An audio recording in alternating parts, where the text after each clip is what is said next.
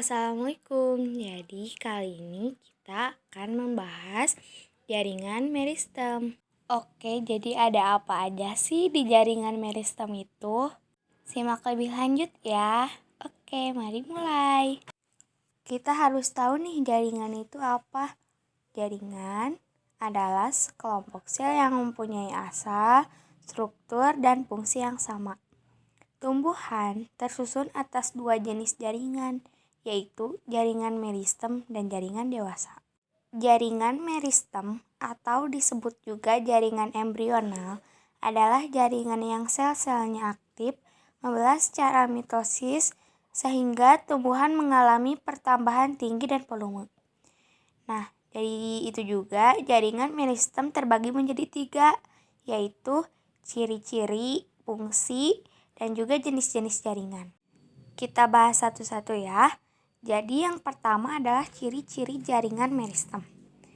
Salah satunya adalah sel-sel muda, embrional. Lalu sel-selnya memiliki banyak protoplasma yang memiliki inti sel. Selanjutnya ada juga sel-selnya memiliki 1 atau 2 inti sel yang berukuran besar. Dan masih banyak lagi. Next, ke fungsi jaringan meristem. Jaringan meristem berfungsi sebagai jaringan embriotik untuk membentuk sel-sel baru. Sel-sel baru ini nantinya akan berdiferensi menjadi jaringan lain. Fungsi jaringan meristem tentu saja berbeda dengan jaringan dewasa. Dia tidak ditemukan fungsi khusus seperti pada di jaringan dewasa.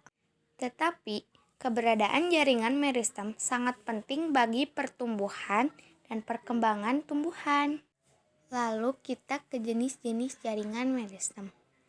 Yang pertama ada yang berdasarkan posisinya pada tubuh tumbuhan dan juga berdasarkan asal-usulnya. Berdasarkan posisinya pada tubuh tumbuhan, jaringan meristem dibagi menjadi 3, yaitu meristem apikal, meristem interkalar, meristem lateral. Meristem apikal adalah meristem yang terletak di ujung batang utama, ujung lateral, dan ujung akar. Pertumbuhan meristem apikal menyebabkan pertambahan panjang atau tinggi pada tumbuhan, baik ke arah atas pada apikal batang maupun ke arah bawah pada apikal akar. Ada 2 teori yang berkaitan dengan aktivitas titik tumbuh, yaitu teori tunika korpus dan teori histogen. Lalu kedua ada meristem interkalar. Meristem interkalar adalah meristem yang terletak di antara jaringan dewasa atau jaringan yang sudah terdiferensiasi. Lalu ada meristem lateral. Meristem lateral adalah meristem yang terletak sejajar dengan permukaan batang atau akar. Contohnya adalah Cambium gabus atau Polagen dan Cambium vasculer atau Cambium pembuluh. Next, kita ke asal-usul jaringan meristem. Asal-usulnya jaringan meristem dibagi menjadi 3, yaitu promeristem, meristem primer, dan meristem sekunder.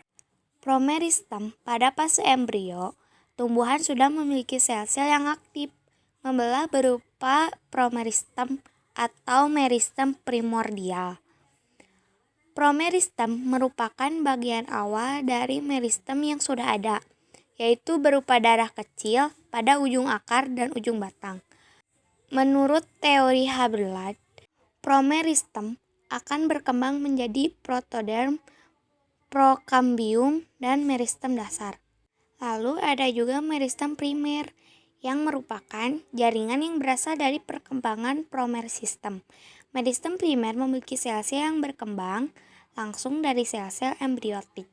Lalu ada juga meristem sekunder yang merupakan jaringan yang berasal dari sel-sel dewasa yang berubah sifatnya menjadi sel-sel meristematik.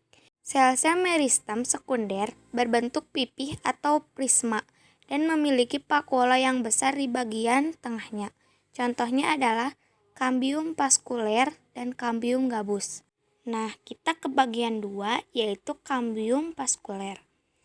Kambium vaskuler merupakan lapisan sel-sel yang aktif membelah di antara pembuluh, angkut, xilem, dan floem.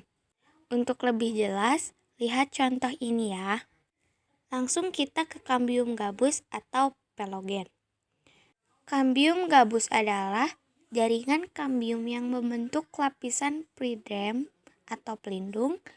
Kambium ini terletak di bawah epidermis batang dan akar yang sudah tua. Aktivitas kambium gabus ke akar luar akan membentuk palem atau lapisan gabus, dan ke arah dalam akan membentuk pelodrem atau korteks sekunder. Pada umumnya, palem merupakan sel-sel mati, sedangkan polydrem merupakan sel-sel hidup. Nah, materinya sudah selesai. Izin pamit mengundurkan diri. Terima kasih, dadah.